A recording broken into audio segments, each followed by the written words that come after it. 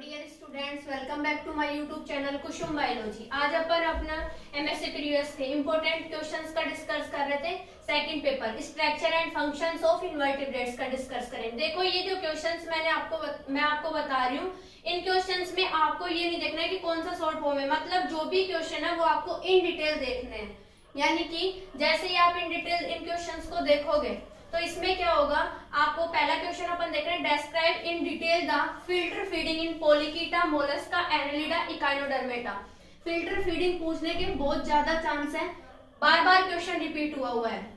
Glochidium larva, sporocyst larva, cercaria larva और trochophore larva, ये larva भी पूछे गए हैं। और फ्लेम सेल्स, इससे भी क्वेश्चन आया हुआ है बार बार। Sycon type of canal system, तो एस्कोन और ल्यूकोन को छोड़ना नहीं है, उसको भी आपको देखना है, क्या पता उन दोनों से क्वेश्चन आ जाए।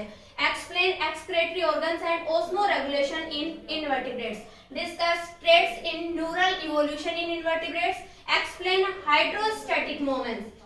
वैसे तो सारे ही क्वेश्चन इंपॉर्टेंट है, पर इनको थोड़ा आप ज्यादा देख लेना। In coelenterata annelida with the help of diagram, इसका नॉर्मली जो रे डायग्राम है वो कैसे फॉर्म किया जाता है, उसके बेसिस पे आपको इसको इन डिटेल डिस्कस करवाना है। अब जैसे ही अपन next question, expression in insect by malpighian tubules, ये अकेले में भी क्वेश्चन बहुत बार पूछा हुआ है, छोटे क्वेश्चन में भी और बड़े में भी।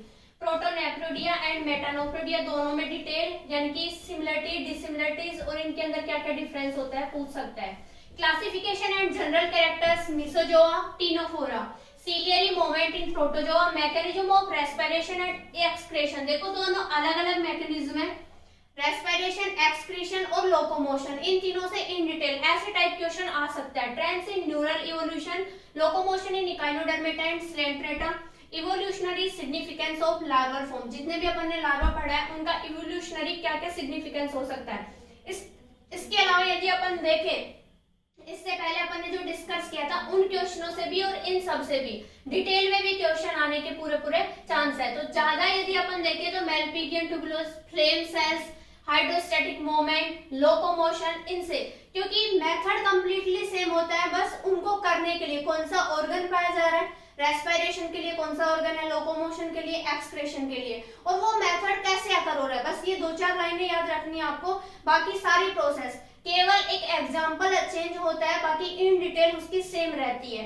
आई होप आपको ये क्वेश्चन समझ में आ रहे हो। फिर भी आपको कोई डाउट लगे, कोई क्वेश्चन का आंसर नहीं मिल पा रहा हो कि इस क्वेश्चन को आंसर हम कैसे दे पाए, तो आप मुझे कमेंट करके जरूर बताएं, मैं आपके डाउट को क्लियर करने की पूरी कोशिश करूंगी। Thank you so much.